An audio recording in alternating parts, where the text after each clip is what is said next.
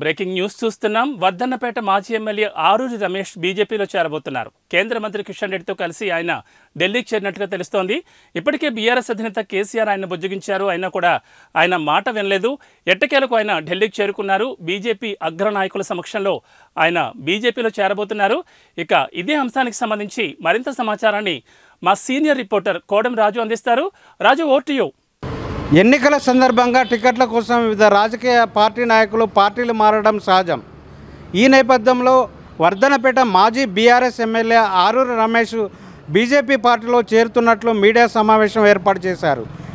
ఈ సమావేశాన్ని మాజీ మంత్రి ఎర్రబెల్లి దయాకర్, ఎమ్మెల్సీ బసవరాజు సారయ్య అడ్డుకోవడం జరిగింది. దీంతో అక్కడ కొద్దిసేపు ఉద్రిక్త వాతావరణం నెలకొంది. బీఆర్ఎస్ కార్యకర్తలు నాయకులు కలిసి బీజేపీ కార్యకర్తలు నాయకులు ఇద్దరికి తోపులాట జరిగింది. అనంతరం ఆరూరి రమేష్ను ఎర్రబెల్లి దయాకర్ తన వాహనంలో తీసుకెళ్తుండగా గన్పూర్ వద్ద కూడా బీజేపీ కార్యకర్తలు అడ్డుకోవడం జరిగింది. దీంతో కేటీఆర్, హరీష్ రావు ఫోన్లో బుజ్జగించే ప్రయత్నం చేశారు. వరంగల్కి సంబంధించిన ఎంపీ టికెట్ తనకే కేటాయిస్తామని చెప్పినప్పటికీ ఆరూరి రమేష్ ఒప్పుకోలేదు. దీంతో బీజేపీలో తాను చేరుతున్నట్లు ప్రకటించారు. ఈరోజు కేంద్ర మంత్రి కిషన్ రెడ్డి ఆధ్వర్యంలో ఢిల్లీకి వెళ్ళారు. ఢిల్లీ అధినాయకత్వం ఆధ్వర్యంలో ఆరూరి రమేష్ బీజేపీ తీర్థం తీసుకోనున్నారు.